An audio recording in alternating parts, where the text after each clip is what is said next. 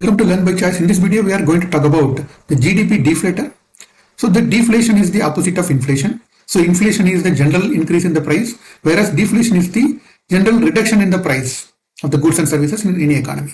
So what is GDP deflator and what is the context of deflator in the calculation of the GDP of any country? So GDP of any country is, there are two kinds of GDP. One is the nominal GDP, the other one is real GDP.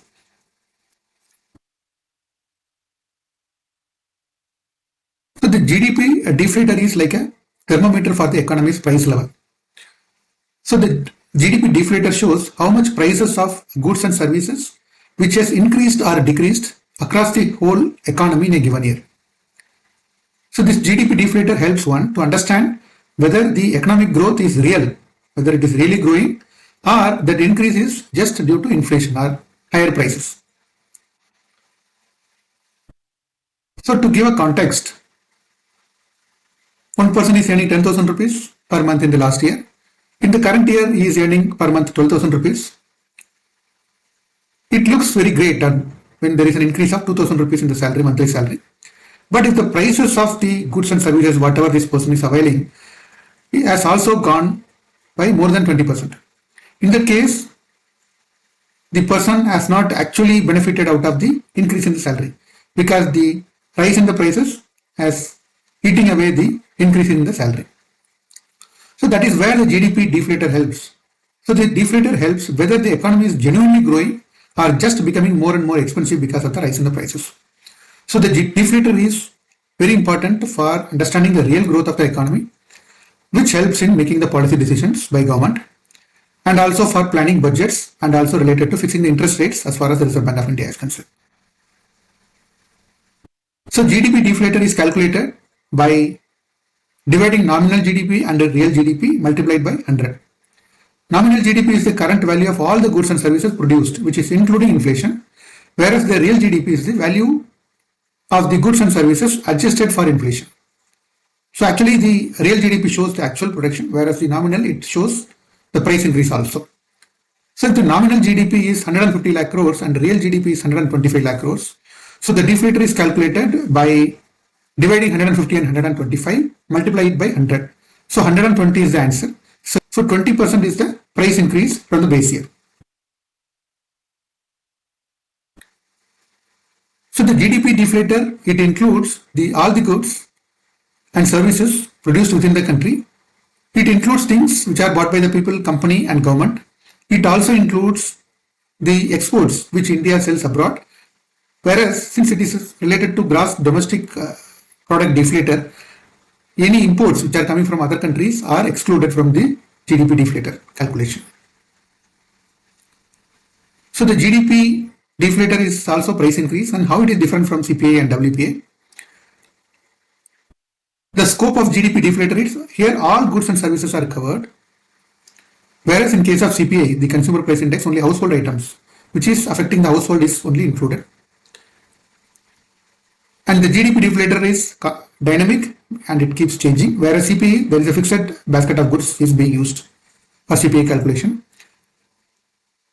Imports are excluded in GDP deflator, whereas in case of CPI, which is included, the imports are included, which is affecting the household are included. The GDP deflator calculation is used by policymakers and economists, whereas in case of CPI, even though it is used by RBI, and it is generally used to assess or examine the general cost of living and its increase. So the CPI is like tracking the monthly grocery bill, whereas GDP is measuring or tracking the entire nation's expenditure bill. Please subscribe to our channel. Your motivation will help us to make more and more videos related to financial literacy.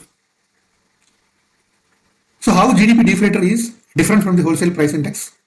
WPI or wholesale price index, it tracks the wholesale level prices, mostly the raw materials and bulk goods. It doesn't include services like banking or IT. GDP deflator, it includes goods and all goods and services. WPI include only goods.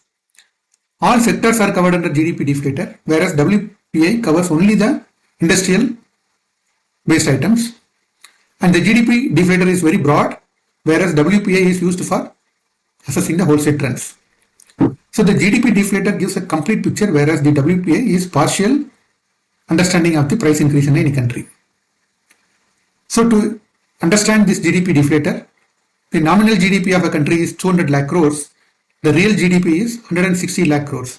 Here the GDP deflator is 25%. So which is arrived based on dividing the nominal GDP, which is 200, divided by 160, which is the real GDP, and multiplied by 100. So you get 125. So which is 25% increase from the base year. So why everyone should be bothered about the GDP deflator? Because it affects the prices whatever you pay. The GDP deflator or the price increase, it influences the interest rates on loans and deposits. It guides the government spending and also tax policies.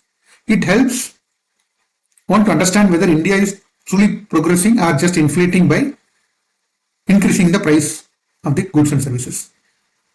So in short, this one number which affects everything from your monthly budget also which affects the national policy.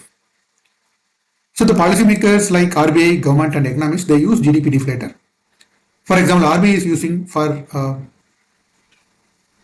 deciding on the interest rate, and the government use these policies for creating policies for making real growth of the economy, and economists, they are using for making many predictions and economic analysis. So the deflator helps one to understand whether the growth of any country is due to more and more productive work, or the increase in the GDP is just on account of increasing the prices. So the GDP deflator is a very important unsung hero, I can say, because many times we use CPI and WPI for calculating that inflation, whereas the GDP deflator, it gives a complete picture of the any increase in the goods and services and its availability to many citizens over a period of time. So it calculates the behind the scenes picture of India's economic health. Thank you for watching Learn by Choice. Please subscribe to Learn by Choice for more and more videos.